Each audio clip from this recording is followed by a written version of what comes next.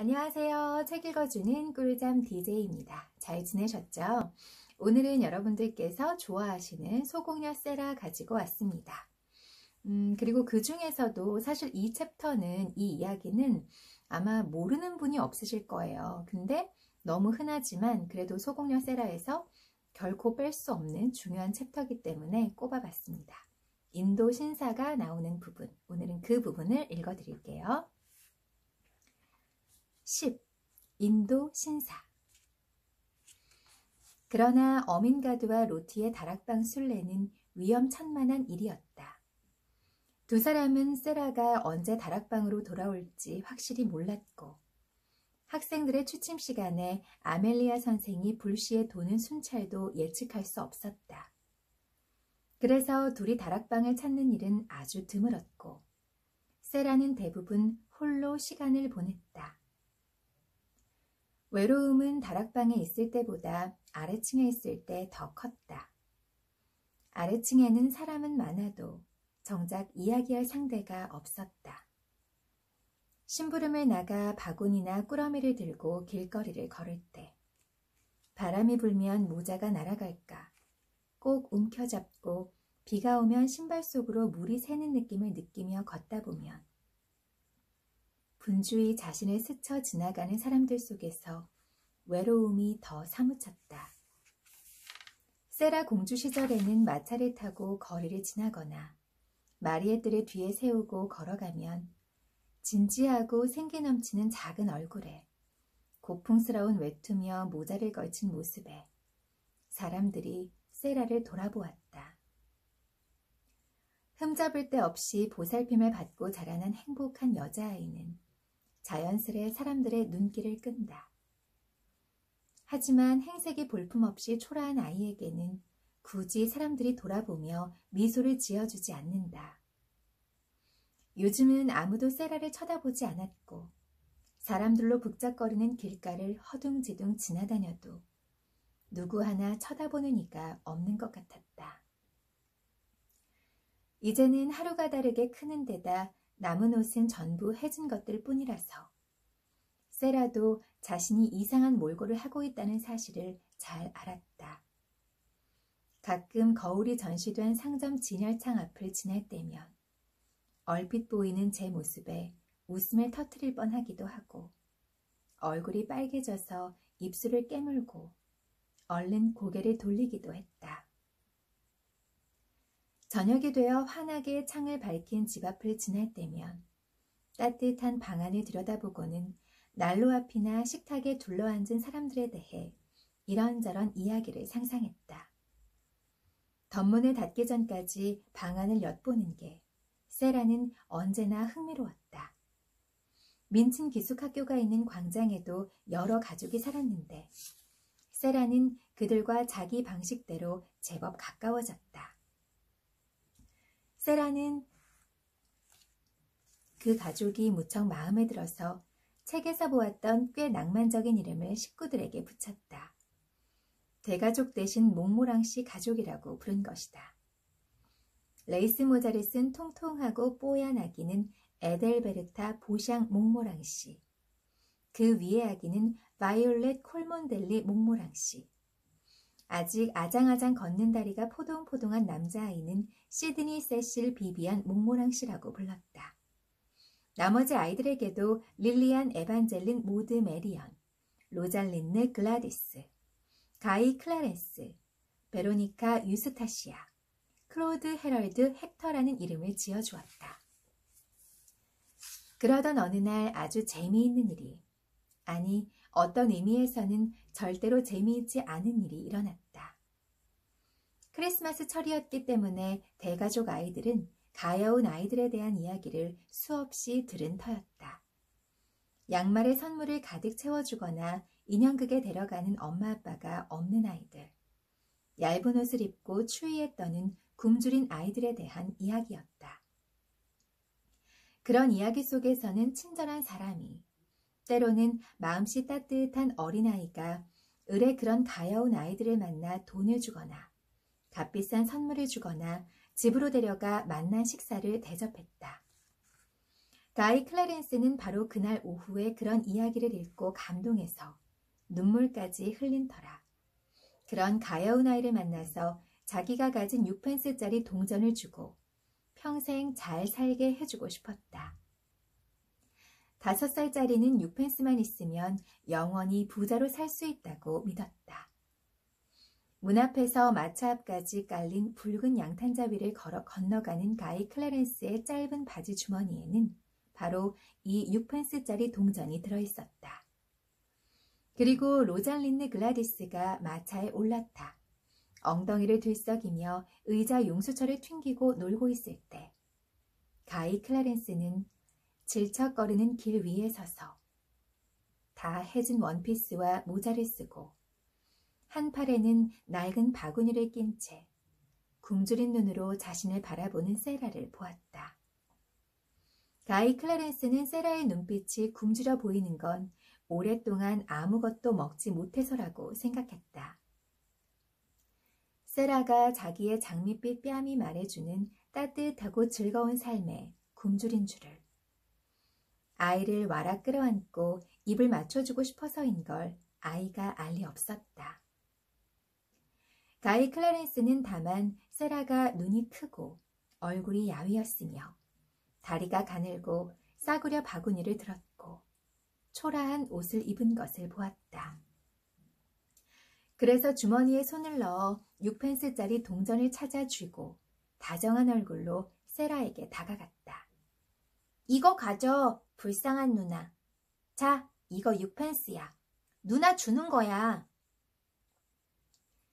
세라는 흠칫 놀랐다.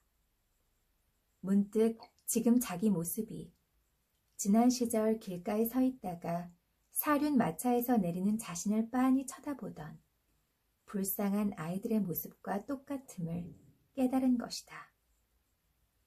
자신도 그 아이들에게 동전을 건넨 적이 여러 번 있었다. 세라는 얼굴이 빨개지다가 곧 하얗게 변했고 순간적으로 그 귀한 동전을 받아서는 안 된다는 생각이 들었다. 아니야, 고맙지만 괜찮아. 난 그걸 받을 수 없어. 정말이야.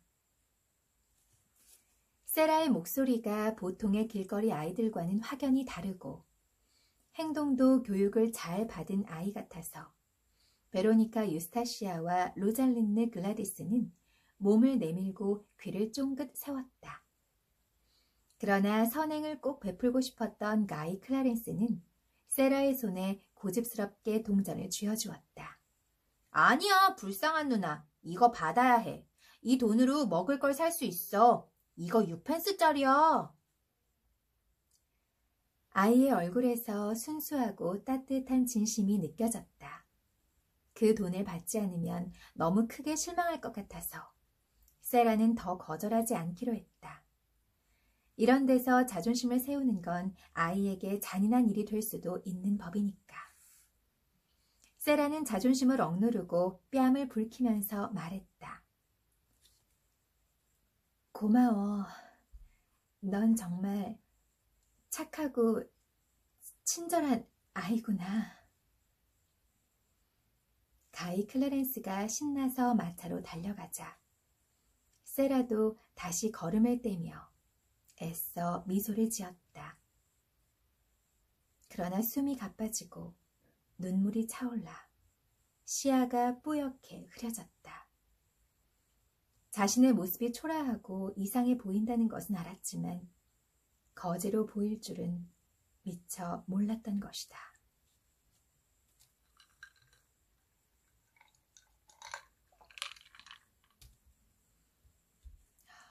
눈물이 차올라 시야가 뿌옇게 흐려졌다. 이 마음이 어땠을지 너무나 이해가 됩니다. 내가 예전에는 그 마차에서 내려서 뽀얗고 하얀 뺨을 가진 내가 야위고 앙상한 그 아이들에게 동전을 주는 사람이었는데 지금은 내가 저들 눈에 돈을 받아야 하는 동전과 동전을 받아야 하는 그런 불쌍한 도움이 필요한 아이로 보이는구나. 내가 이제는 거지로 보이는구나. 라는 걸 인식하게 됐을 때 정말 마음이 힘들었을 것 같아요. 이게 사람이 어느 정도 5cm만 떨어져야 좀 견딜만 한데 너무 거의 5km를 확 떨어져 버리니까 이게 나락으로 떨어진 것 같은, 이게 끝이 아닌데 말이죠. 근데 너무 그 전과 후가 갭이 크다 보니까 받아들이기가 정말 힘들 것 같아요. 지금의 이 상황이 현실 같지 않은 그런 걸 이인증이라고 하더라고요. 내가 나가지 않고 지금 이 상황이 믿기지가 않는, 현실 감각이 없어지는 거죠. 그런 상황일 것 같습니다. 얼마나 힘들고 초라했을지 알 것 같아요. 마차가 출발하자 아이들은 호기심과 흥분에 휩싸여 떠들었다. 제닛이 걱정스런 얼굴로 소리쳤다.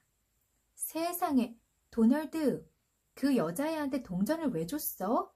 그 애는 거지가 아니야. 노라도 거들었다. 말하는 것도 거지아이 같지 않던데? 얼굴도 전혀 거지로 안 보였고. 제닛이 말했다. 돈을 달라고 하지도 않았잖아.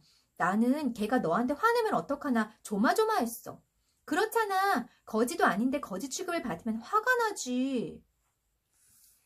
도널드는 약간 당황했지만 물러서지 않고 말했다. 화내지 않았어. 살짝 웃으면서 나한테 정말 착하고 친절하다고 했어. 그리고 맞잖아. 도널드가 단호한 목소리로 덧붙였다. 그거 6펜스란 말이야. 제닛과 노라의 눈빛이 오갔다. 제닛이 결론을 내렸다. 거지아이라면 절대 그런 식으로 말하지 않았을 거야. 정말 고맙습니다, 꼬마 도련님. 고맙습니다, 도련님. 같은 말을 했겠지. 굽실굽실하면서 말이야. 세라는 그 사실을 꿈에도 알지 못했지만 그날 이후로 세라 못지않게 대가족 아이들도 세라에게 깊은 관심을 갖게 되었다.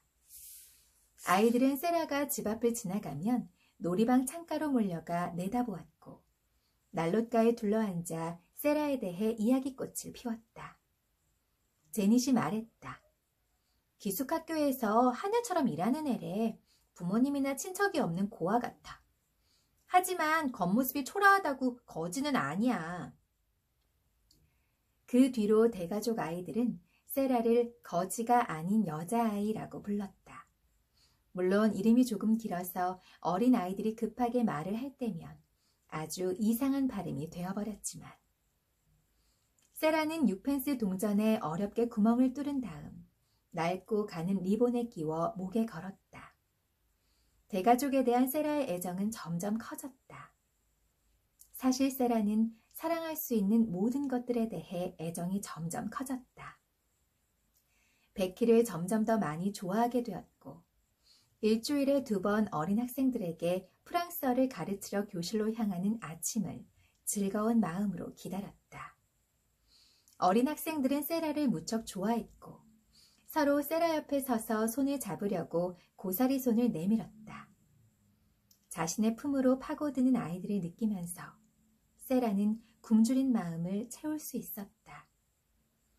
세라는 참새와도 그런 친구 사이가 되었다.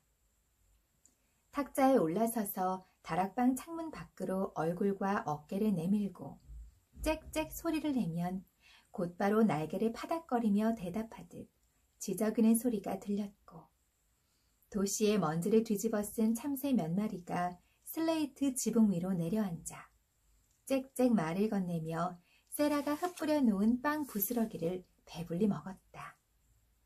멜기세덱과는 정말 친해져서 멜기세덱 부인과 아이들 한둘도 만날 수 있었다. 세라가 말을 하면 어쩐지 멜기세덱은 다 알아듣는 눈치였다. 반면 에밀리에 대해서는 나날이 낯선 감정이 자라났다. 언제나 같은 자리에 앉아 모든 것을 지켜보고 있는 에밀리. 세라는 에밀리가 자신의 마음을 알아주고 같은 마음을 느낀다고 믿었다. 아니, 그렇게 믿고 싶었다. 가족이나 다름없는 유일한 존재가 듣지도 느끼지도 못한다는 사실을 인정하고 싶지 않았다. 그래서 가끔 에밀리를 의자에 앉히고 자신은 맞은편에 낡은 빨간 발판을 놓고 앉아서 가만히 바라보았는데 그렇게 앉아 이런저런 상상을 하노라면 갑자기 두려움이 엄습하곤 했다. 특히 세상이 주죽은 듯 고요한데 벽 안쪽에서 멜기세덱 가족만 우르르 몰려다니며 찍찍거리는 밤이면 더 그랬다.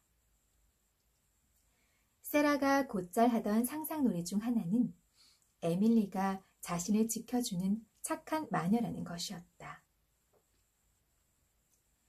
가끔 그런 상상이 절정에 달하면 금방이라도 에밀리가 대답할 것 같은 기분에 휩싸였다. 물론 그런 일이 일어날 리 없었다. 대답이라면 나도 잘 안 해. 그럴 수만 있다면 아예 입을 닫아버리잖아. 사람들이 나한테 모욕을 줄 때는 한마디도 하지 않고 그저 그 사람들을 쳐다보면서 속으로 생각하는 게 제일 좋은 대처야. 내가 그러면 민친 선생님은 화가 나서 얼굴이 하얗게 질리셔. 아멜리아 선생님이랑 다른 애들은 겁먹은 얼굴을 하고. 욱하는 감정에 휘둘리지 않는 사람이 더 강하다는 건 알아. 분노를 억누를 만큼 강하다는 뜻이니까. 화를 참지 못하는 사람들은 어리석은 말을 내뱉고 꼭 나중에 후회하거든. 분노는 정말 강하지만 그보다 강한 건 분노를 참는 거야. 적에게는 대꾸하지 않는 게 좋아. 난 웬만하면 대답을 하지 않아. 어쩌면 에밀리는 나보다 더 나 같은 건지도 몰라. 친구에게도 대꾸하고 싶지 않은 거겠지. 전부 다 마음속에만 담아두고서. 그러나 이런 생각들로 애써 마음을 달래려 해도 잘 되지 않았다. 심부름 때문에 여기저기 다니느라 길고 힘든 하루를 보냈는데 비바람이 몰아치는 추운 날씨에 먼 곳까지 다녀오느라 온몸이 다 젖어서 추위와 배고픔으로 녹초가 되었는데 세라의 어리고 자그마한 몸이 덜덜 떨린다는 사실 같은 건 아랑곳하지 않고 다시 심부름을 지시받을 때 고맙다는 말은커녕 모진 말과 싸늘하고 멸시 어린 눈초리만 받을 때 요리사가 천박하고 오만하게 굴 때 민친교장이 심술을 부릴 때 335 모여 세라의 초라한 행색을 비우는 학생들을 볼 때 다락방에 올라와 그저 낡은 의자에 꼿꼿이 앉아 멍하니 허공을 응시하는 에밀리를 보면 상상놀이로도 상처 입은 강한 자존심과 쓸쓸하고 황폐한 마음을 위로할 수 없는 순간들이 많았다. 마침내 춥고 굶주린 채로 어린 가슴에 폭풍 같은 분노를 안고 다락방으로 올라온 날 에밀리의 눈길이 어찌나 공허하던지 톱밥으로 만든 팔다리가 어떻게나 나무 토막처럼 보이던지 세라는 그저 완전히 자제력을 잃고 말았다. 에밀리 말고 아무도 없는데 세상 천지에 에밀리뿐인데 그런데 저렇게 앉아만 있다니. 난 곧 죽고 말 거야. 시작은 이랬다. 그래도 에밀리는 그저 바라보기만 했다. 가엾은 세라가 사시나무 떨듯 했다. 못 참겠어. 죽을 것 같아. 춥고 옷도 다 젖었어. 배고파 죽을 것 같단 말이야. 오늘 수십 킬로미터를 걸어 다녔는데 아침부터 밤까지 내내 혼나기만 했어. 마지막에는 요리사가 가져오라는 걸 못 찾았다고 저녁도 주지 않고 신발이 낡아서 진흙탕에서 미끄러져 넘어진 건데 사람들은 날 보고 웃어댔어.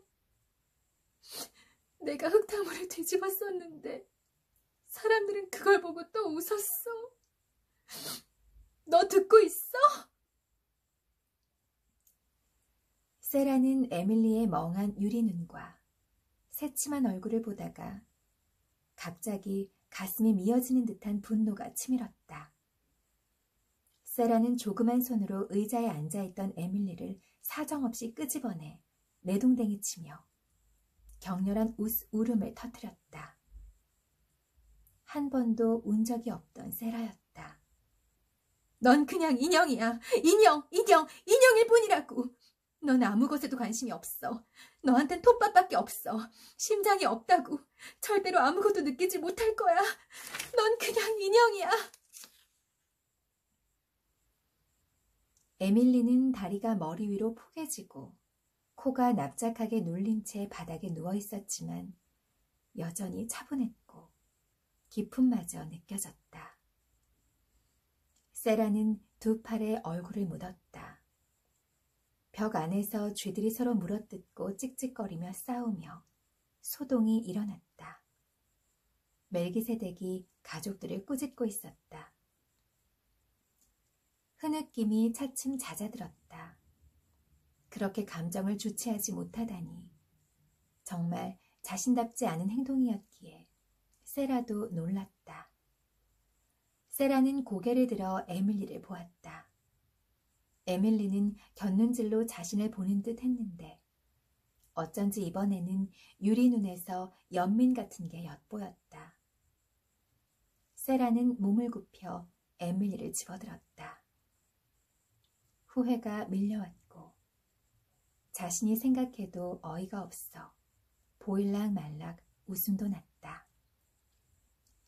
세라는 체념의 한숨을 쉬었다.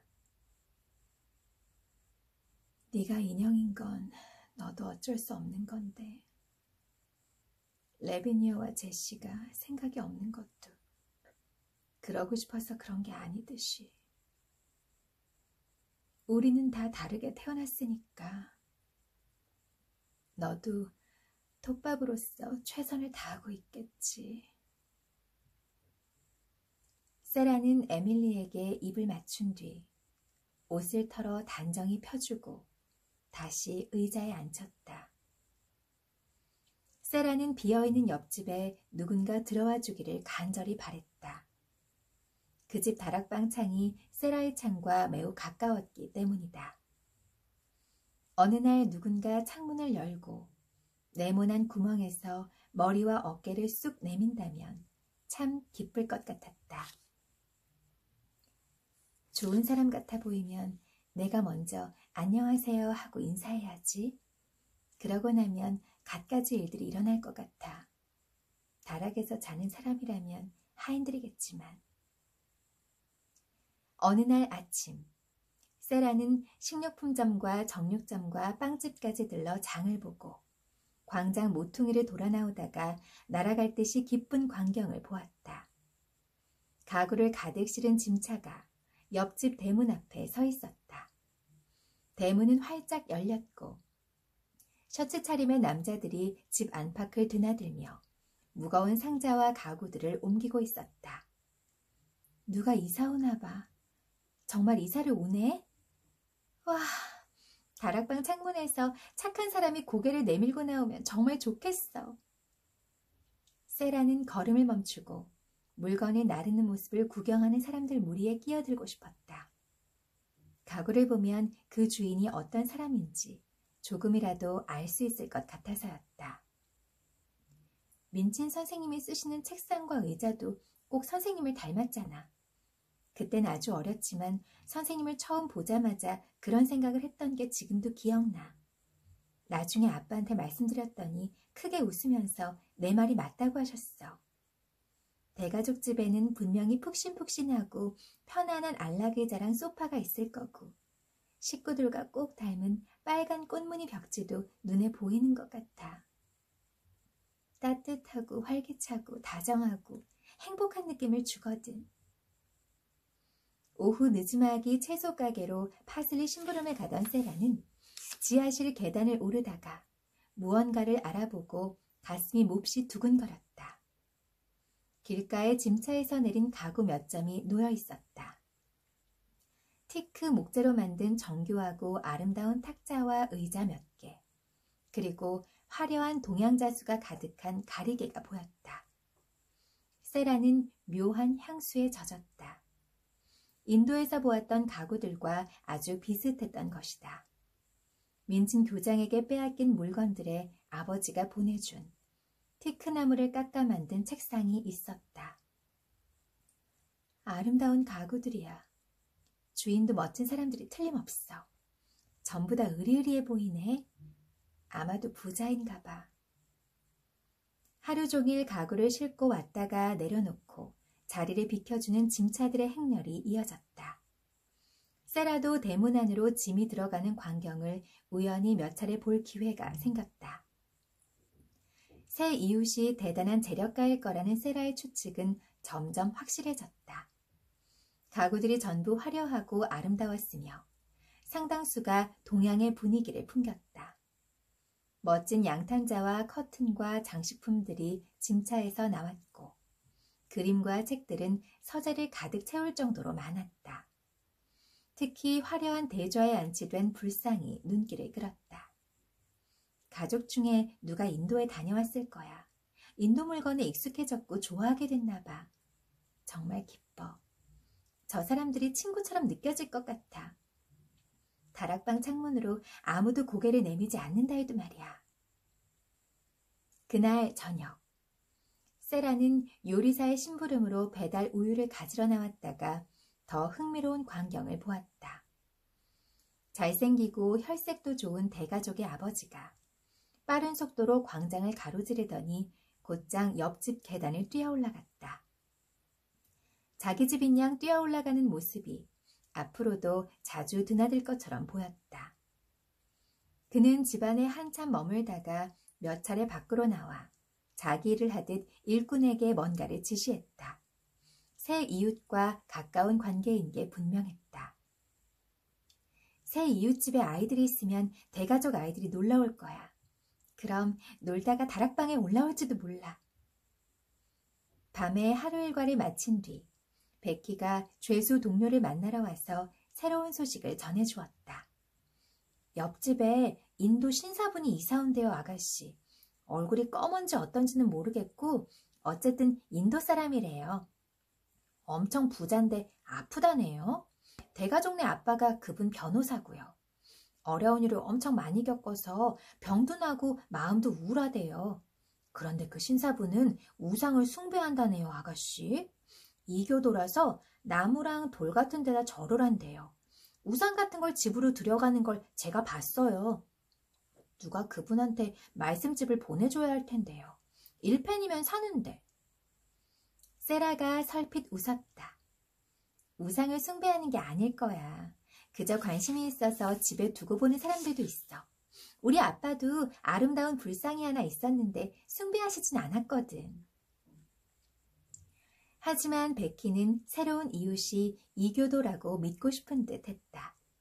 기도서를 들고 교회에 다니는 평범한 신사보다 그 편이 훨씬 더 낭만적으로 들리는 모양이었다. 그날 밤 베키는 한참 동안 세라의 방에 앉아 그 신사가 어떤 사람일지, 아내는 어떤 사람일지, 아이들은 있을지 등을 궁금해했다. 세라가 보기에 베키는 그 집 사람들이 전부 피부가 검고 터번을 쓰고 무엇보다 이교도이기를 기대하는 눈치였다.